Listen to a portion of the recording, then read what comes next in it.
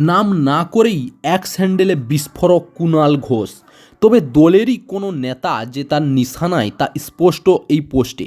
কুণাল লিখেছেন, নেতা অযোগ্য, গ্রুপবাজ, স্বার্থপর, সারা বছরই ছেঁচড়ামি করবে আর ভোটের মুখে দিদি অভিষেক দলের প্রতি কর্মীদের আবেগের উপর ভর করে জিতে যাবে, ব্যক্তিগত স্বার্থসিদ্ধি করবে।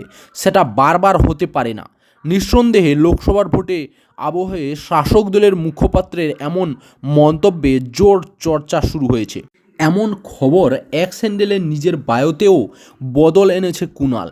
এখানে কোনো রাজনৈতিক পরিচয়ের উল্লেখ নেই। নিজেকে শুধু জার্নালিস্ট ও সোশ্যাল অ্যাক্টিভিস্ট বলে লিখেছেন তিনি। তাঁরই ঘনিষ্ঠদের একাংশ বলেছেন, সাংবাদিক এবং সমাজকর্মীর বাইরেও কুণালের প্রোফাইলে উল্লেখ থাকত তৃণমূল কংগ্রেসের সাধারণ সম্পাদক এবং মুখপাত্র পরিচিতি।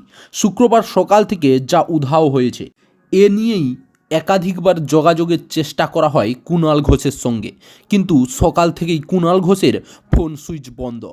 প্রসঙ্গত, বৃহস্পতিবার শাহজাহানের গ্রেপ্তারি নিয়েই তৃণমূল ভবনে সাংবাদিক সম্মেলন হলেও সেখানে দেখা যায়নি কুণালকে। আবার রাত 9টায় এক্স হ্যান্ডেলে পোস্ট। সব মিলিয়ে জোর চর্চা শুরু।